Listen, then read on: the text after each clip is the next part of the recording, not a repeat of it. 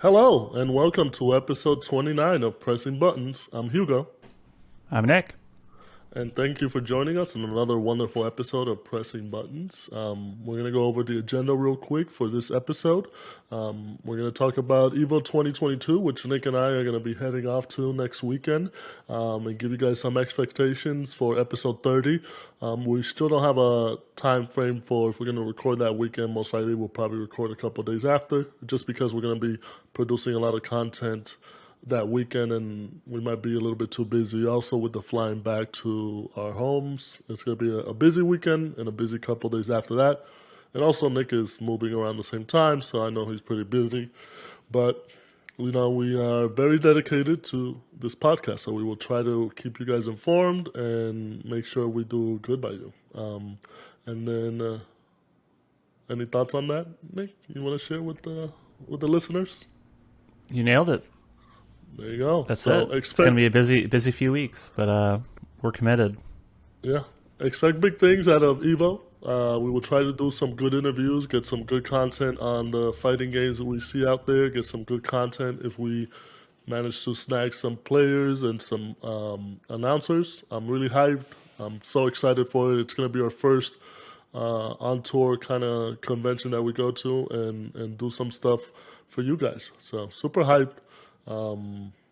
And look forward to that. Make sure you're subscribed to YouTube and our Twitter and Discord just to keep up to date with any news and information. Also, Instagram if you're not subscribed to already. I will try to be more of a social media person and put stuff from that weekend on Instagram. I know I do a horrible job of doing the social media stuff, but I'm a recluse when it comes to social media What's stuff. do we have a TikTok strategy? TikTok, what is that? Yeah, I feel like we need a TikTok strategy. I don't know, man. I think it's not that I don't feel like too old. It's just these social media stuff. They don't click with me. Instagram seems to be the only one because I like taking pictures and then just like videos and stuff. And I like liking pictures that people put up. TikTok seems interesting to me, but we'll see. If it garners enough interest from me, maybe I'll be more active on it, especially for the podcast. I want to be more active. I want to have a good social media channel, even though I'm horrible at social media. But yeah, keep up to date. I'll try to keep it updated, so you guys know the latest news, what we're doing, what we're putting out there, and make sure we got some good content for you guys. All right, and then let's get started with our news. First big news that we're going to start off is, I think, something that a lot of people have been looking forward to, and that's some information on GTA 6. Bloomberg's Jason Schreier recently came out with a report in regards to the working conditions over at Rockstar Games, and in that report, he gave out some information on GTA 6. The rumors are that the game is going to be two main characters, one female, one male. A lot of focus on the female, apparently, which is good. Got to have a diverse group, especially with the other gender. It's going to be set in a Miami-like city, which we might be guessing probably an update to Vice City for anybody that played Grand Theft Auto Vice City, and it's now rumored to be released March 2024. This is a big news just because, like I was saying, Jason Schreier was reporting on the working conditions over at Rockstar. After developing Red Dead, there was a lot of reports coming out that they crunched a lot, and it was the environment wasn't very safe, and just a lot of work put on the developers. And Rockstar, they did right by the developers and by the community, and they worked on fixing a lot of the problems that they had, which seems to have turned the studio morale around, because everybody says it's a better working environment. And also with the part of Dan Houser, one of the lead founders of Rockstar Games, there's also been kind of a delay, but it's good that they're not forcing people to like crunch and overwork themselves, and they're actually working on fixing the studio and making sure they have a good support systems. They have some good roots down in the studio to make sure that they release a good game, and also that the developers don't get burnt out and overwhelmed. Your thoughts on this, on GTA and the culture change at Rockstar?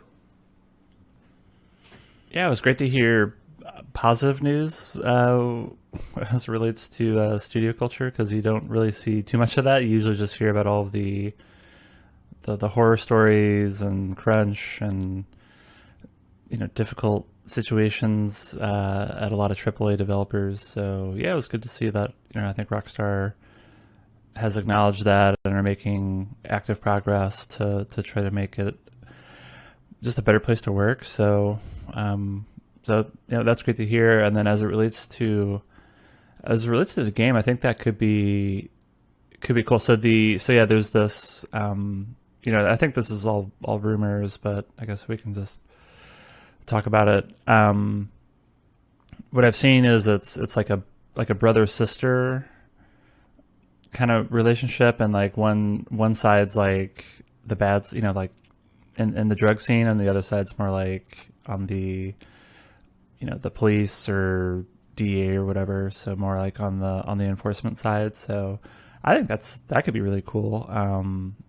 I did like in GTA 5 where you had kind of like all these alternate perspectives, and they all kind of come together. So I think more of that could be really cool. So I think that's an exciting setup. I think it's okay. I would have liked to see something new in terms of like the location, or maybe even like the time period, as opposed to just being like more. So I did like, I think Vice City is great. Like I think it was a really cool setting, and probably I guess it would either be my favorite. I think if I were to go back and play it now, it probably like wouldn't be that cool. But Vice City was like a really really big game for me. I don't know. I just thought I would like to see something more versus it just being like, it seems like it's either LA, New York, or Miami, and they just kind of rotate those three cities. It would have been cool to see something new. I think people are like, something in London could be cool. I think people always talk about Tokyo or somewhere in Japan being a thing, but maybe the Yakuza games have a foothold on that. Yeah, I So think the Grand Theft Auto part of it doesn't kind of work anywhere else except America, just because how rampant crime is and stuff like that, and carjacking. I think it just happens to that's be fair. more. No offense to like Montana, but nobody wants to see Grand Theft Auto Montana. What about Bulgaria? I think isn't Bulgaria I the think some places like that would work. But I do agree with you. It'll be interesting because they'll probably, if they do Vice City, it'll probably be a modern take on it. Just like they did a modern take of Liberty City when they did 4, and then they did a modern take of San Andreas when they did 5. But I'm really hyped because I think they did an excellent job in 5 with the 3 protagonist system, where you could change or interact with them at whatever time, and they would lead like their own lives while you weren't playing with them, so you could like, kind of like jump in when they were doing some random shit at whatever point. And I'm excited to see also what they've learned from Red Dead Online. I mean, Red Dead Redemption 2, because you and I were big fans of Red Dead Redemption. We played the heck out of that game. It looked wonderful. The systems that they input in the game in terms of like controlling the character, what you would feel, what actions would do what, the world that they built. It's one of the most impressive games that I think that's ever been made. And I know there was a lot of crunch when it happened. And now with the studio being better about it and changing their ways, I'm pretty sure a lot of the talent that was working on Red Dead 2 moving on to GTA 6 and kind of focusing on GTA 6, it's all the better for it. Especially because there were rumors that they were remaking Red Dead 1 and what was the other one? I believe maybe Vice City. They were doing remakes of those, and they decided to just scrap it because their collection didn't do so well. Which is better for the studio. Less work to do in other titles. Better to focus on this one title, especially because you know how big GTA 5 is. You can kind of expect the same thing for GTA 6, and especially with the online portion of it. I can see the improvements. I can see where it's going to be a massive earner for Rockstar Games and the parent company 2K, like it's always been. Yeah, and it's crazy. The initial, I don't even know how many times I've bought. I think I maybe at least just twice GTA 5, but like the initial game was released in 2013. So like that. I know that Red Dead was like a huge. That was like their next big game, and that took a really long time to develop. But that's a pretty long time to be thinking about this sequel, right? Like there must have been someone developing or thinking through the creative concept for the game. So that's just it'll be what 11 years by the time it potentially comes out, and then I wouldn't be surprised if it gets delayed uh, or releases toward the end of 2024 or even later. So 11 years I at mean, it's a least. long time, and nobody when GTA 5 released, nobody expected it to be such a popular game, especially the online aspect of it, and to be released for so many consoles because it's been released for basically every console that's been out up to this point, and remastered, and the online portion of it still generates a lot of revenue for Rockstar. And I was gonna say they've even gone back to certain games. I know they kind of work to kind of eliminate some transgender offensive jokes that they've had on GTA 5, like insensitive jokes and stuff like that from the online community. They also did away with DLC they were planning called Cops and Robbers because of George Floyd thing. So it's good to see Rockstar Studio, in a sense, kind of grow from this, from all these years of developing video games, just because. Yeah, they're very satirical. They make a lot of jokes and stuff like that, and sometimes they would go overboard and just didn't really care about it, just let it be. But you can kind of see where they're changing, where they still want to be satirical and make these jokes that are kind of cringy, kind of out there, but they don't want to be too offensive because there's a lot of stuff that could, especially in GTA games, that people find offensive. So it's good that the studio's growing, the game is growing, and it's a game for the future kind of thing. All right, and that does it for our GTA 6 talk. We're going to move on to some VR talk. Recently, Facebook just announced that they're upping the Meta Quest VR pricing. The 128 gigabyte version of the VR model is going from $300 to $400, and then the 256 gigabyte version of the VR models going from $400 to $500. Now, this is a big move. A lot of it has to do with them, the model itself being out for so long, and kind of Facebook wanting to up the price to be more competitive. It's still the lowest sold VR model, besides, I guess, the Samsung VR, if you're still able to get that somewhere. And I know Facebook has been kind of, well, Meta. Meta has kind of been in a little bit of a rut the last couple of months, in a slow year, just because they're pushing for the Meta world, and it's kind of not sticking. A lot of people aren't really supporting it. I don't know if this kind of, I think this hurts them more than helps them, especially because it was such an easy introductory point, but now I think it's going to be harder for people to get this, and to kind of jump on the Facebook Meta train of VR. What are your thoughts on this? I don't think I've ever seen a game console price go up.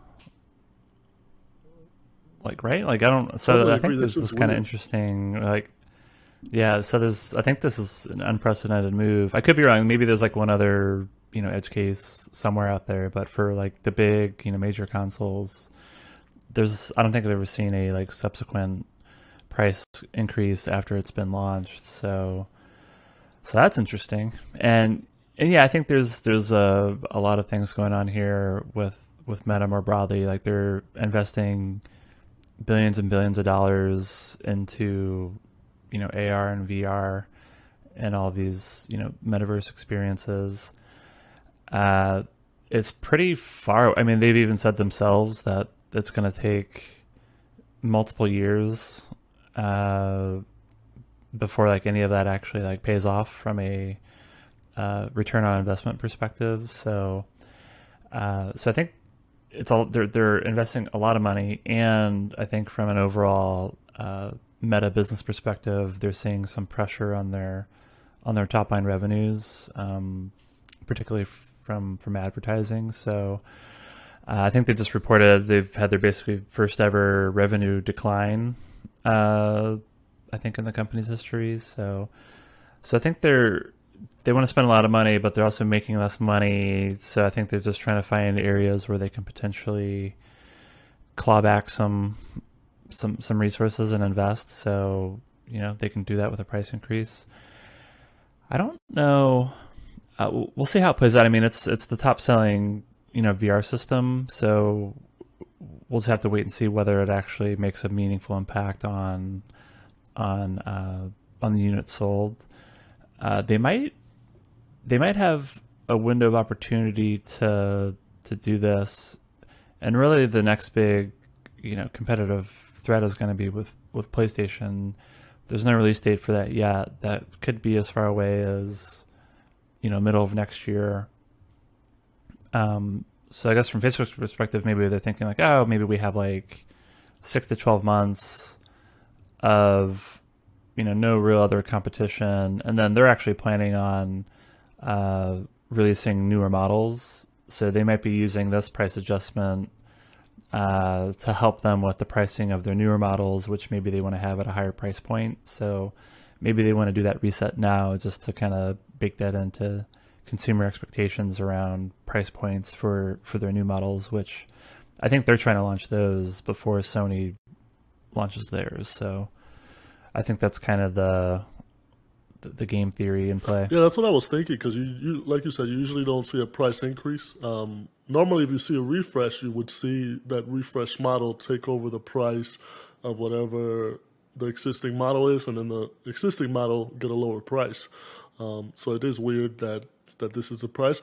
And also, this kind of will kind of show us if Facebook is in this VR market for real, in a sense, because like you said, they have made some losses. They lost some revenue.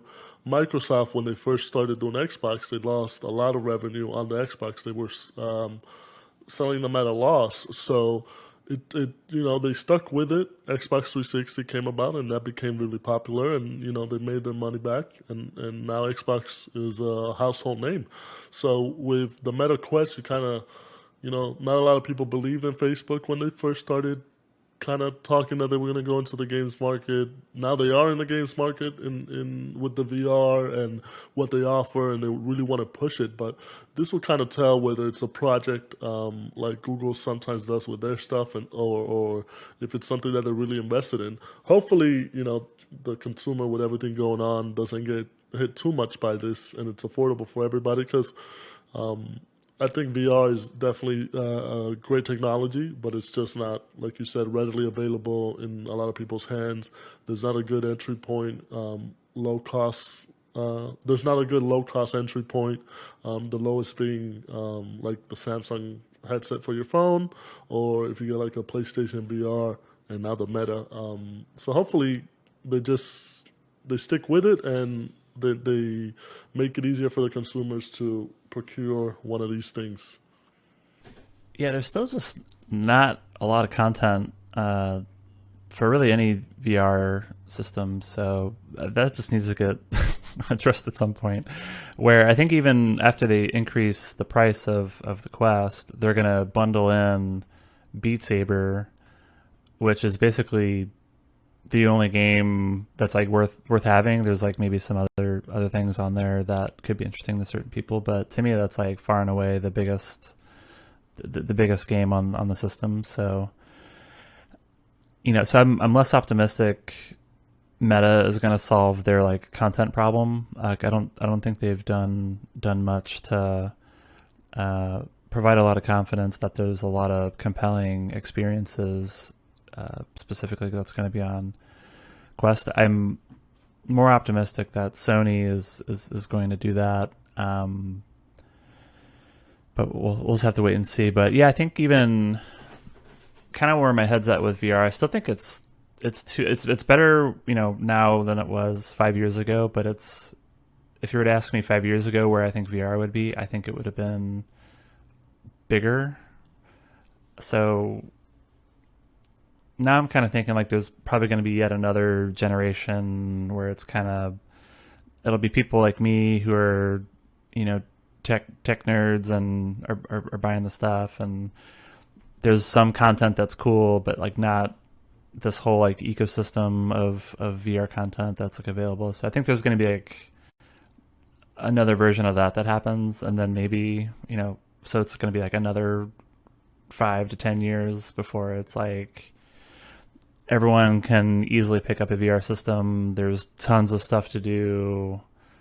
It's more kind of like on equal footing with the amount of time you're spending on your like mobile device or with like a game console. Like I think that's still going to be far away, um but with that said, like I'm picking up either a PSVR 2 or or a, and then, you know, I'll pay the stupid tax of, you know, being an early adopter or whatever, but that's I just mean, how I it's just roll. more content for our viewers, so they can get your awesome opinions on these consoles.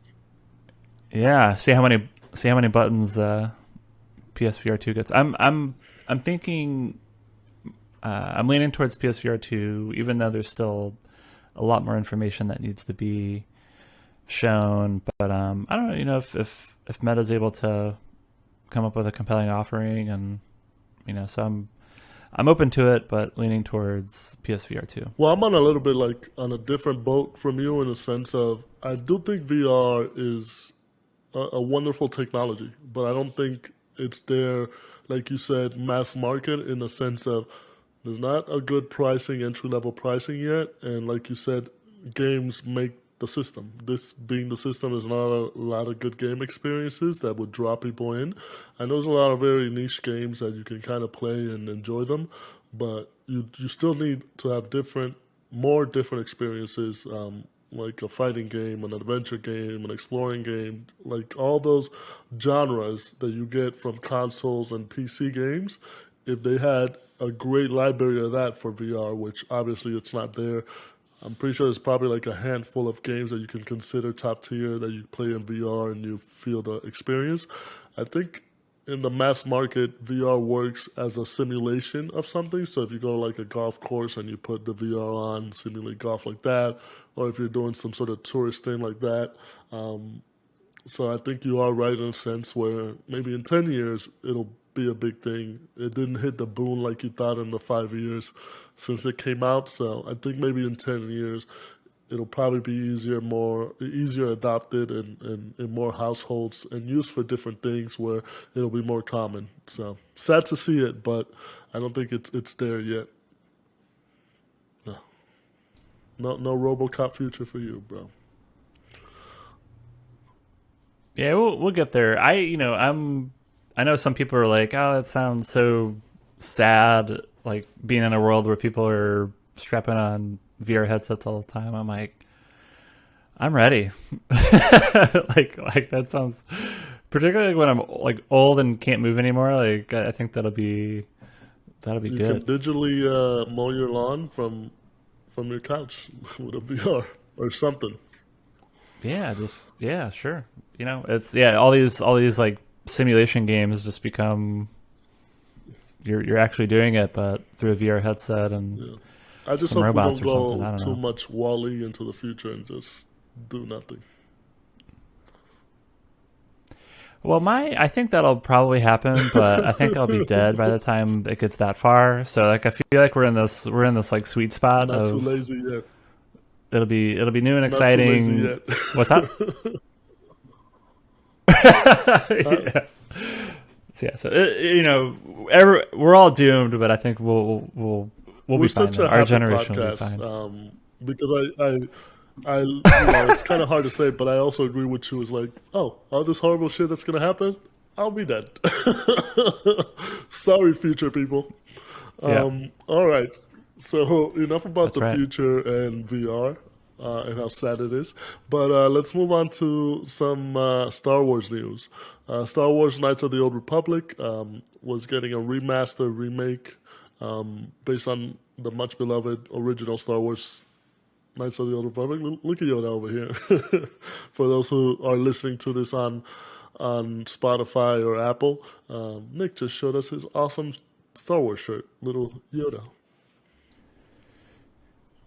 Total coincidence. I didn't I didn't know I we were going to I, talk about Star I do feel Wars like the when I put this ratio shirt of the on shirts today. that you wear on the podcast when we're doing the podcast, I feel like maybe 50% are Star Wars. I would say I've seen a lot of Star Wars That's stuff. probably right. Yeah. So it's a pretty statistically speaking, it's if we're talking about Star Wars, there's Yeah. a high chance that I'm going to be wearing So a yeah, Star Wars shirt. Star Wars: Knights of the Old Republic, the remake remaster that was supposed to be getting released towards the end of the year, is now kind of getting pushed. It's not looking like 2025. Two of the main directors for the series got fired. It seems like the studio aspect was not where they wanted to be. The timeline wasn't looking great. It's not big news in terms because it's just one game, but I want to kind of bring up the subject of a lot of the delays that we've been experiencing this year, and a lot of the games just getting switched over for talent and stuff like that. In my opinion, this was the year that I thought that a lot of video games were going to be coming out. We've been a year and a half into the pandemic. Everybody's got it kind of used to working from home, and the companies have been more have been less lenient and strict in terms of letting the developers work from home and be able to do whatever they can do, offering more remote positions. But it seems not to be. A lot of the games have gotten delayed this year, pushed into next year. Uh, Big blockbusters like Starfield, Breath of the Wild, smaller games that are going to be blockbusters, you would assume, like Forspoken, Dead Space got pushed to next year. It's been a tumultuous year for video games. What do you think? Do you think this is gonna be a trending until next year? Are we still gonna be kind of figuring out if we're gonna be releasing the games early, or is stuff gonna still be getting delayed more and more? Yeah, I think I don't know. It seems like just if you have to pick whether a game gets delayed or not delayed, it's overwhelmingly the case that it's probably going to get delayed. And I think that it just kind of is what it is. I think it's uh, just taking time to adapt to new ways of working. Where I think kind of in the early days of COVID, it's like, oh yeah, we're working from home, and then now, and then after this is over, we'll all just go back to the office and pick up as usual. And kind of as you mentioned, I think that's not really what's happening. Like I think studios are embracing hybrid working models, providing employees with different ways of working, and I think that takes a lot of time to figure out how to do that well. So I think that's maybe what's kind of happening. Because again, like when COVID happened, I think everyone's like, oh yeah, just push out everything by 1 or 2 years and we'll be back on track. But I think it's just the complexity of game development. I think it's going to take a bit more time than anticipated to really get everything back on track. So yeah, and then for this specific game, like I'm really excited about it. I think this is one of those games that I loved. So I had it on Xbox. It was one of the, I would say Halo and KOTOR were probably like the two defining games for my college experience. I think Knights of the Republic. I think if I were to go back to it now, like I would think it's awful, or like it just maybe didn't age well, or not that it would be awful, but I just probably wouldn't like it as much as I did when I was in college. So I'm actually looking forward to seeing like a reimagined version of that.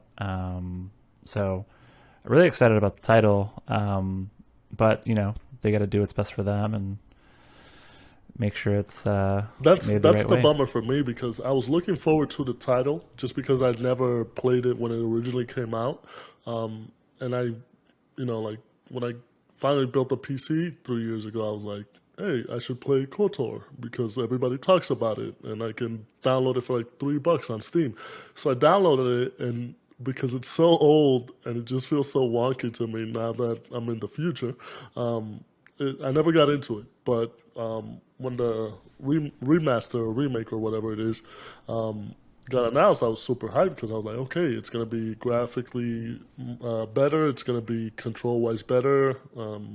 it's just gonna be better. So I was excited. So that's a bummer for me. It's one of those things where if you never played the old game and you hear about a remake or a remaster, you're excited for it because you can play it. But if you played the old game and you hear about a remake or remaster, you're kind of you're nonchalant about it just because you know the experience. Where I wanted to know that experience, and I don't want the old game to give me that experience. I was like, I don't want to play some old game. But yeah, I think especially when it comes to the video game announcements and stuff like that, and stuff getting delayed, it has also been a weird year because looking at it, not having E3, just having Summer Games Fest and all those press conferences, there was a lack of announcements in terms of games that are coming out soon. Usually, even studios will announce like a game that's 2 or 3 years out with like a little teaser for no reason, and that's how video game studios work. But there was a lack of that, so it is weird that this year has kind of been a slow year in terms of video games. Even right now, there's not a lot of summer blockbusters to play. We got Live Alive. I think it's the only kind of game that we were looking forward to play in the summer. Everything got kind of taken up in the beginning of the year with like Elden Ring and Halo and other stuff. Other games, whatever other video games. I feel like the good chunk of video games came out yeah, a good chunk of the Neon video White. games came out early in the year. There was a small lull in the summer, so hopefully we end the year with a bang. God of War coming out, Callisto Protocol coming out. There's a lot of hype towards the end of the year, and a lot of announcements hopefully coming with the Game Awards and Gamescom and and Tokyo Game Show. So we'll see what the future holds. Hopefully, it's not as delayed as it is because we love some video games and we want new shit. Yeah, I think PlayStation Studios. Someone was kind of running the numbers in terms of all the different studios they have and what's been announced, and it's like crazy how many games are probably like unannounced coming out of PlayStation Studios. So my hope is, again, this is probably like over the next 6 to 12 months, but we're hearing. I don't think games are like coming out, but I think we're going to learn a lot around, PlayStation over the next couple years. So hopefully, Yeah, there's I a lot of think exciting stuff there. 2022 will be the year known for acquisitions and delays because I feel like yeah, and Elden Ring. The first And two Elden months, Ring. I think everyone from strategy it was just like Elden Ring. Elden Ring wins this year. It's just build around the future of post Elden Ring not world and Sony setting up Santa for Monica. success in Sony that. Santa Monica's like, oh, we're Uh, gonna duke it out. it's gonna be, yeah. I mean, I'm really excited for that game. That's gonna be kind of like basically like a head to head for every award out there. It's gonna be Elden Ring Also, versus God of Horizon. I War. just forgot about it. Horizon Forbidden Maybe West, Callisto great game, Protocol. which you didn't play, but No, everyone forgot about it. That's like ugh, the meme on that game nobody where everyone remembers just third place. forgets about it. So yeah, exactly. I didn't forget about Uh, Horizon Forbidden so West. yeah, yeah, I did. Well, I just Well, chose to not pay attention because I didn't like the first game. But uh, the other, not that I don't think this is a real segment where we're talking about like all the games we're looking at for the rest of the year, but uh, there's a game called Soul Hackers. It's Soul Hackers 2, where it's from Atlas. It's part of I the think I Shin remember seeing it Megami, on Persona the Summer Games Fest or variety of something. games. They did a video and it was like, oh, they, Maybe, yeah. So oh my that bad, go ahead. that comes out. Yeah, that comes out next month. Yeah, that comes out next month. So hopefully that's good. Where I think it's, so it's.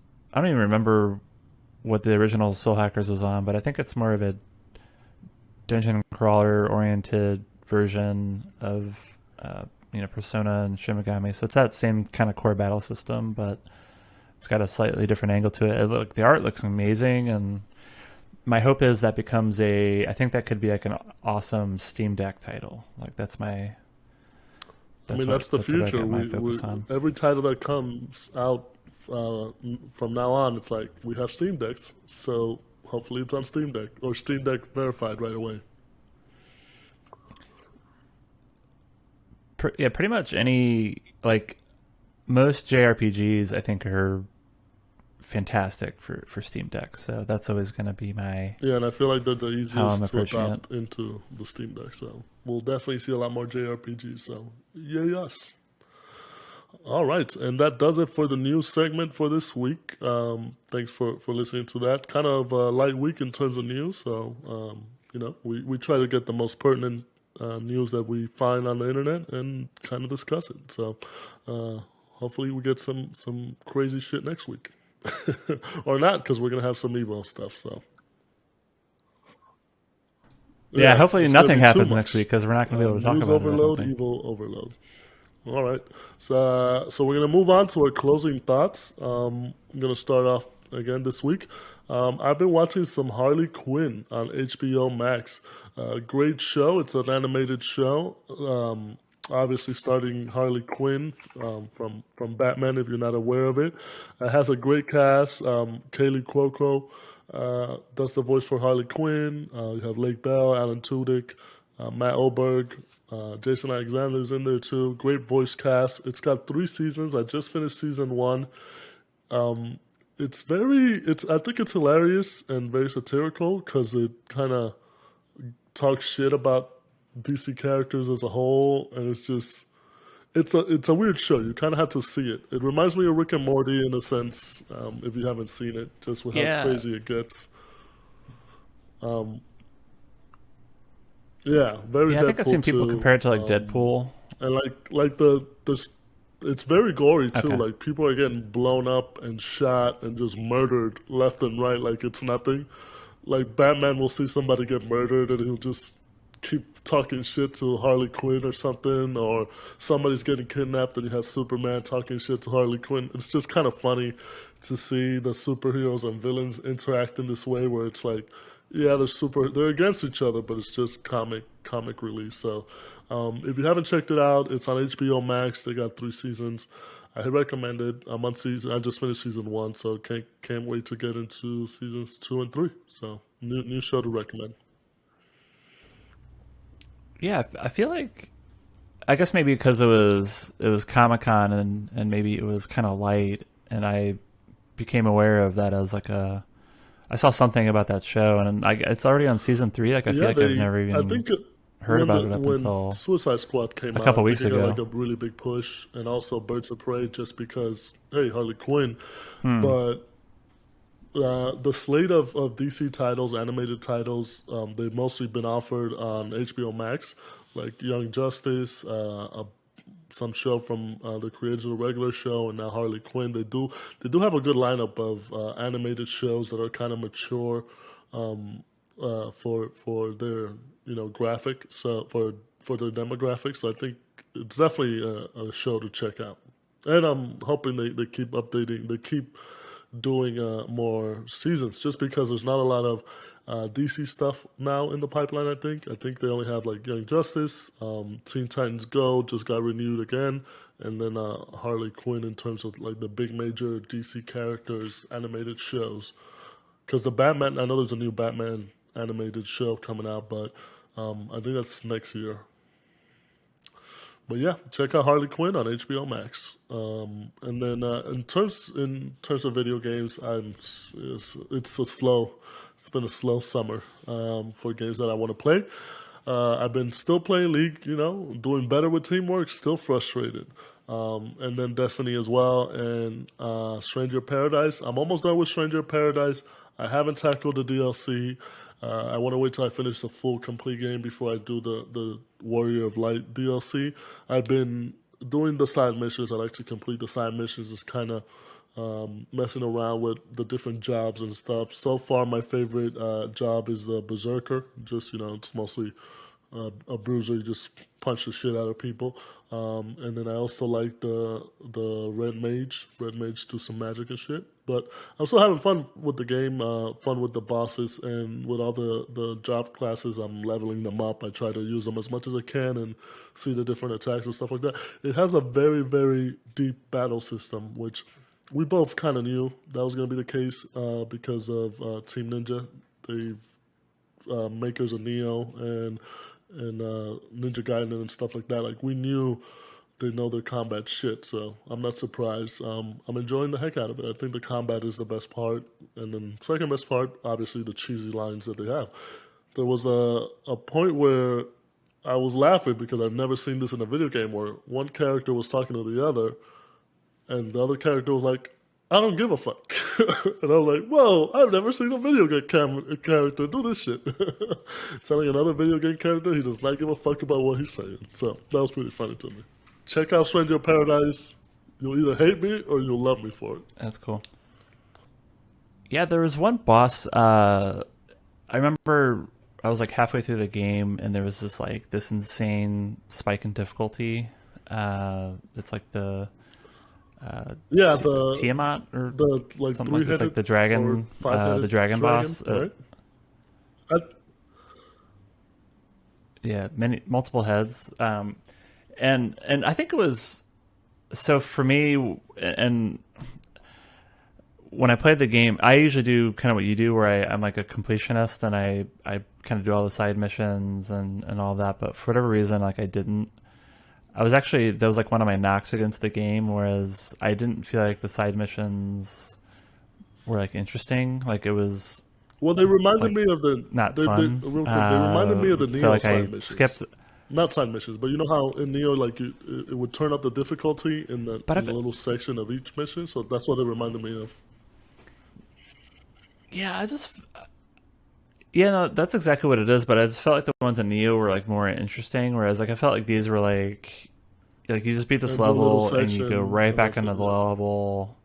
Not much really changes, and you got to kill like one boss or like one, So I just didn't find them that interesting, so I stopped doing them. And then when you get to Tiamat, you basically get wrecked unless you're at a certain level. So I got to that boss, and then I had to, then I had like I was more or less forced to like grind through the side missions just so I could actually beat that boss. So so I just remember that like that was like a memorable thing was getting stuck on a boss and then having to go back and do a bunch of stuff and then finally beating that boss.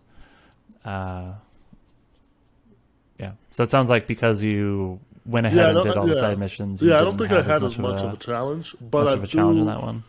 think it was a challenge, even with the proper level, just because he's very hectic. He does a lot of attacks that you can't block or just are too fast. It's hard to telegraph. It is probably like a skill check type thing. So I mostly just let my party kind of take care of it, and I would block whatever I could. I would attack whenever I could, and stuff like that. It's definitely a skill check one, and I think you are right. He is like halfway through the point where kind of the story starts making more sense of what's actually going on in the world, and then the second half begins where you have to go and get the crystals to like each fire, earth, water, wind, or whatever temple. So, but interesting game, and can't wait to tackle the DLC. I think I might wait till all the DLC is out, because I know there's not a lot of missions that came out. It's like 2 new missions and then 4 submissions. Yeah, there's not a lot. So that's what I was planning on doing. Like when I first found out about it, I'm like, oh, cool. Like, a reason to go back into the game. But then I think people were kind of Yeah, like, it oh, yeah, doesn't there's seem really to be not, like a big expansion. not that much. So, yeah, I'll probably just wait. Yeah. Yeah. So I'm Yeah, not in a that's big how I rush did to it go back with to it. So I'll Spider probably Man. I just wait waited until till everything's like out all there. 4 DLCs were out, and then I tackled the whole thing. But yeah, so that does it for me on my video games and TV shows. What are you up to? Cool. Like, not a lot. Lots of. I was like super busy with work. We're planning a move, like a cross country move, so that's been pretty taking up a lot of mind space. I think the only like real gaming I did was a little bit more Resident Evil 2, which I think I mentioned in the last episode or two. I'm at a point where Mr. X is a thorn in my side. So I'm trying to Yeah, like. Do yeah. you did you played you beat the game, right? What is the Just run strat away, for bro. dealing with them? Because I'm like, as I mentioned, I'm not real big on horror games. Like I'm kind of a scaredy cat, and so like that mechanic is like freaks me out, and I don't like it at all. Actually, like I didn't think it would bother me that much, but Yeah. like I mean, knowing that because this is I'm there's more of this a guy horror out guy than there you, who so can I can. like And I was tense when like he it, was around, and when I felt like he was close, because you can hear it and all that stuff, and you can see it. So like, if I was tense, I can totally understand how crazy you'd be. Like, ah, fuck. I don't know, man. I would just like run away until I. No, I would run to you like the just run to the next nearest safe area, room. Is that because you that's know, like that's like all how you can you're do? in the mansion and stuff like that, and there's the police area, and then there's the house area, like whatever. So I would kind of run opposite of the area as he was saying, and he would still follow me, but because I'm running so far, it would take him a while. It's tough. That one's like one of those where he- he's always there, and you never know when he's gonna jump at you. Damn, dude. I'm like my heart's racing just talking about it.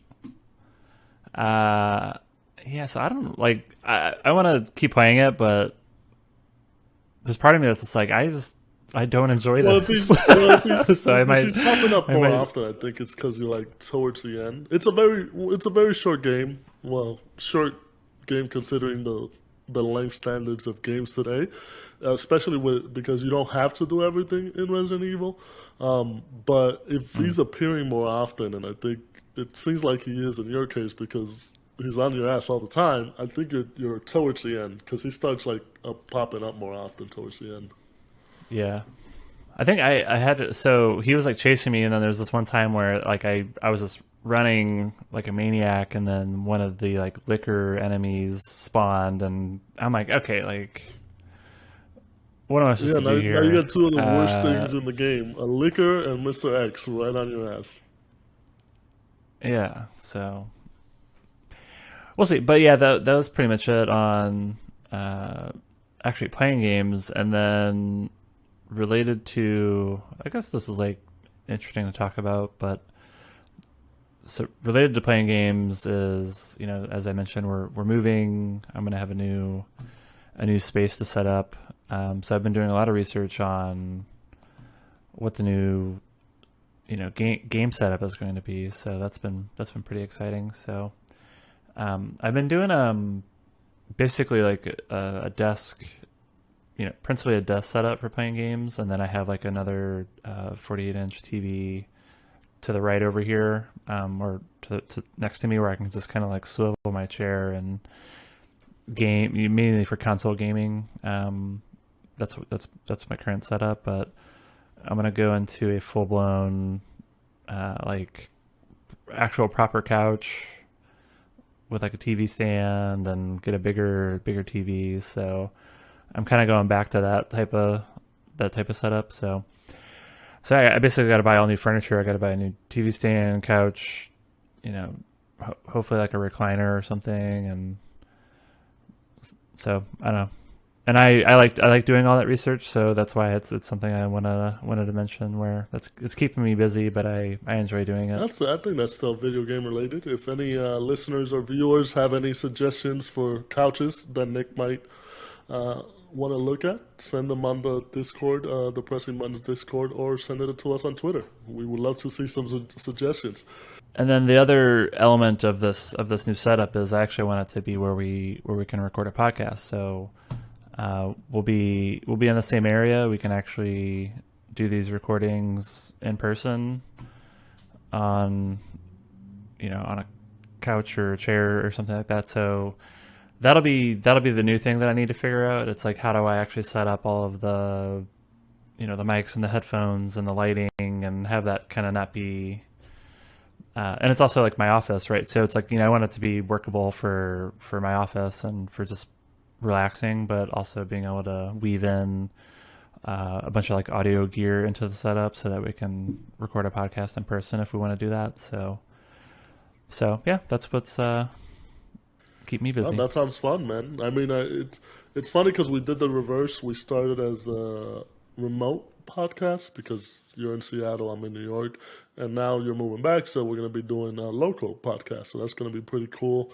Going to give us a lot of ideas. It's going to be kind of easier to work together and schedule more stuff around what we need to do, and just to have the space at your place to be able to do our show. It's going to be pretty cool. So if anybody has couch suggestions, or we could do a little bit of a late night talk show type thing, send them our way. Yeah, I already have the TV stands locked in. I'm already like organizing how to get that. The couch is the next. That's the Gotta have next the big perfect thing. couch. It's do I go full blown? Yeah, do I go full blown? Leather, dark leather sofa, or I don't know.